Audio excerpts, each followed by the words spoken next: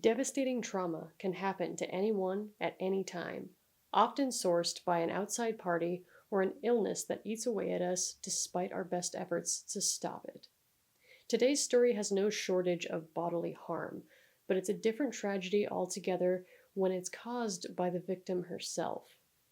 When the illness in question is caused by a deeper issue within the mind, we see a rare deterioration of body caused by their own actions. Today, we'll talk about what we know about the tragic, horrific story of Kelly Ronahan.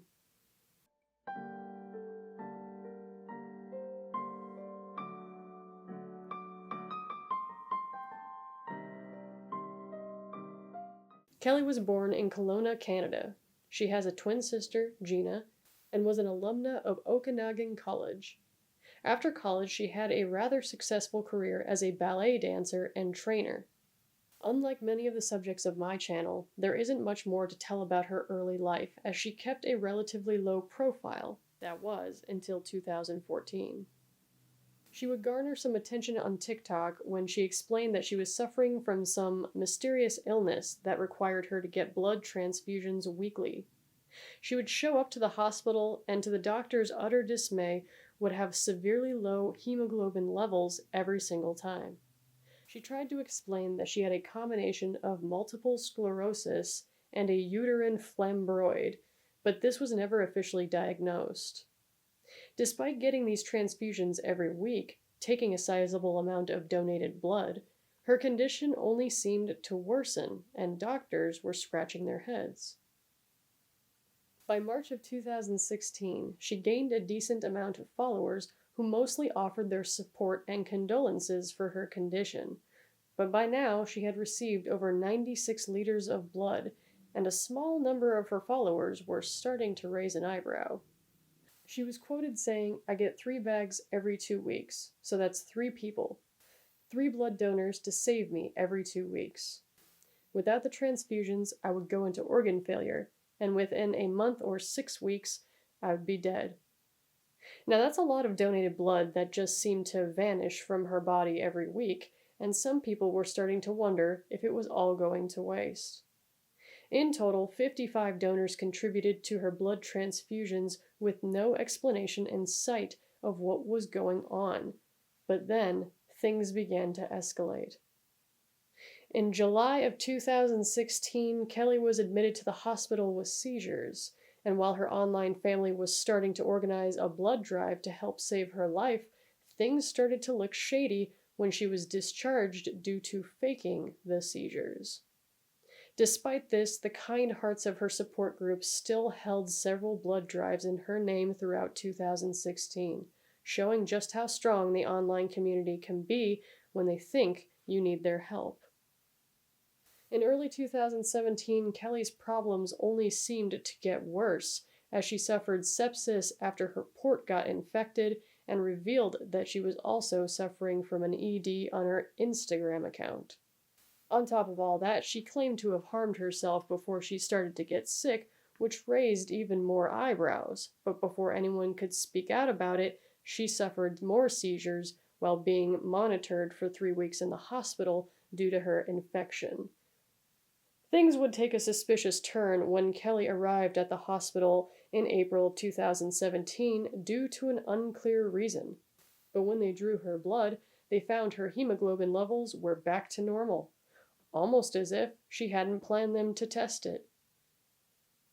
More of her followers were starting to wonder if the dancer was faking her illness and doing something to cause the levels to drop. Something like harming herself. Despite this information, Kelly was stern that the doctors were conspiring against her and that she was indeed sick. In early 2018, doctors removed her port and said she no longer needed the blood transfusions, but this of course meant she was going to get less attention and sympathy, so she had to change her tactic. About a month after her port was removed, Kelly returned with complaints of swelling and blisters on her feet. Once again, doctors were baffled as to what could be causing this, even after extensive tests. While in their care, several healthcare professionals witnessed Kelly picking at her blisters, making them worse. This is where things start to get gruesome. So, viewers, be advised. As 2018 progressed, her condition only got worse with no medical cause. Blisters turned into scabs, and her constant picking made the wounds bigger. More seizures would follow, and then blisters started to show on her hands as well. Doctors were working to find an explanation besides self-inflicted damage, worried that she was prone to nerve damage and circulation issues. All throughout her stay, she was posting on her social media accounts, but all the love she once received was starting to turn on her, and it was taking a toll on her mental health. In 2019, she stated that doctors had diagnosed her with an autoimmune disorder, as it was the simplest explanation.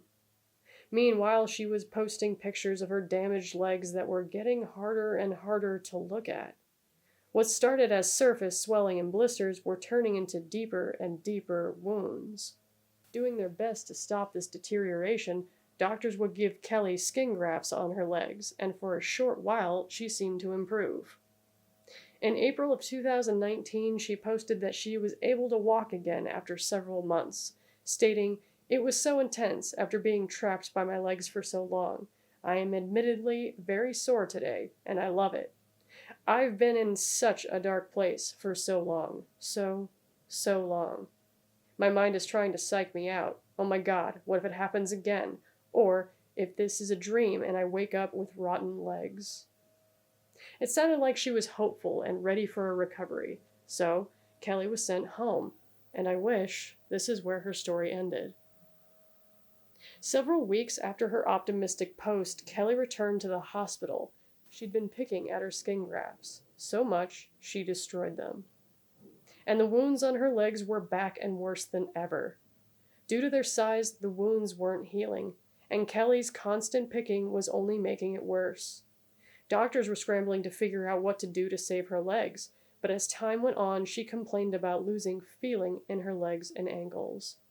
She was still posting photos, which I certainly can't show here without being catapulted into a blocked video, but her legs by this point were rotten to the bone and had holes picked right through them. With no cure in sight as to what she was doing to herself and the horrific event of one of her toes falling off, doctors concluded the only thing they could do was amputate. After her surgery, Kelly reduced her social media presence to virtually nothing, leaving people with questions and accusations. The last we heard, she wanted to get prosthetics, but not much is known about her today. The internet has diagnosed her with Munchausen syndromes or factitious disorder, a rare disorder where someone fakes an illness. She's never officially been diagnosed with this, it's just what people could gather from her posts. From what we saw, she was a talented dancer who got into the spotlight and let it destroy her mind.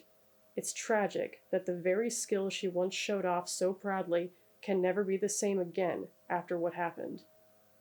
I do hope she's found peace wherever she is, and that she can move on from this tragedy. To those people who donated to her, you're amazing, and your efforts are greatly appreciated, even if they were perhaps in vain. Thanks for watching. For more true crime and horror, please consider subscribing. If you wonder where I've been, you can game with me on Twitch. I officially stream there 4 days a week. And hang out with me and find out what I've been up to. You can also follow me on Twitter, and I also have 2 Instagram accounts. Until next time, be well.